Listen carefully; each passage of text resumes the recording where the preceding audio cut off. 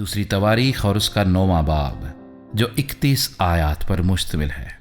جب سبا کی ملکہ نے سلیمان کی شہرت سنی تو وہ مشکل سوالوں سے سلیمان کو آزمانے کے لیے بہت بڑی جلو اور اونٹوں کے ساتھ جن پر مسالے اور بافرات سونا اور جواہر تھے یروشلیم میں آئی، اور سلیمان کے پاس آ کر جو کچھ اس کے دل میں تھا اس سب کی بابت اس سے گفتگو کی۔ سلیمان نے اس کے سب سوالوں کا جواب اسے دیا، اور سلیمان سے کوئی بات پوشیدہ نہ تھی کہ وہ اس کو بتا نہ سکا۔ جب سبا کی ملکہ سلیمان کی دانشمندی کو اور اس گھر کو جو اس نے بنایا تھا اور اس کے دسترخوان کی نعمت اور اس کے خادموں کی نشست اور اس کے ملازموں کی حاضر باشی اور ان کی پوشاک اور اس کے ساقیوں اور ان کے لباس کو اور اس زینے کو جس سے وہ خداوند کے مسکن کو جاتا تھا دیکھا تو اس کے ہوش اڑ گئے، اور اس نے بادشاہ سے کہا کہ وہ سچی خبر تھی جو میں نے تیرے کاموں اور تیری حکمت کی بابت اپنے ملک میں سنی تھی، تو بھی جب تک میں نے آ کر اپنی آنکھوں سے نہ دیکھ لیا ان کی باتوں کو باور نہ کیا۔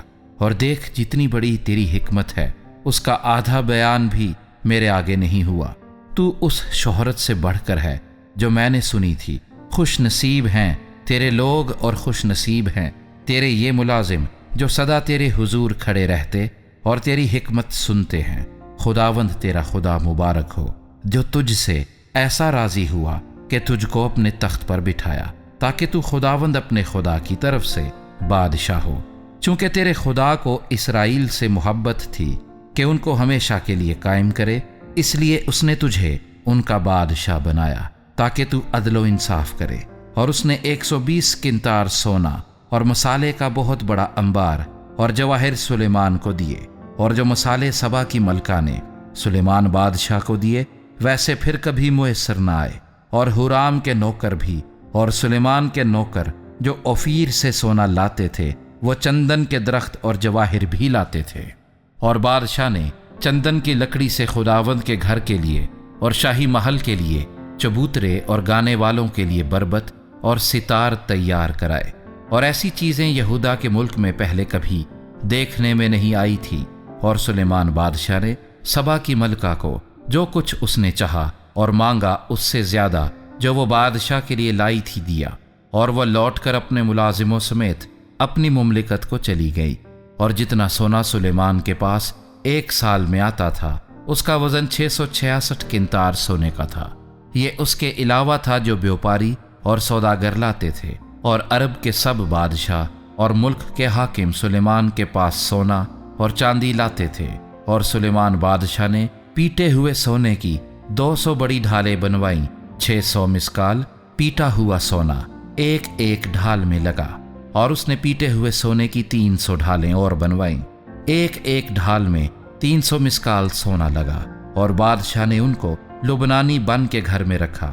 اس کے سوا بادشاہ نے ہاتھی دانت کا ایک بڑا تخت بنوایا اور اس پر خالص سونا منڈوایا، اور اس تخت کے لیے 6 سیڑھیاں اور سونے کا ایک پائیدان تھا۔ یہ سب تخت سے جڑے ہوئے تھے، اور بیٹھنے کی جگہ کی دونوں طرف ایک ایک ٹیک تھی، اور ان ٹیکوں کے برابر 2 شیر ببر کھڑے تھے، اور ان 6 سیڑھیوں پر ادھر اور ادھر 12 شیر ببر کھڑے تھے۔ کسی سلطنت میں ایسا کبھی نہیں بنا تھا۔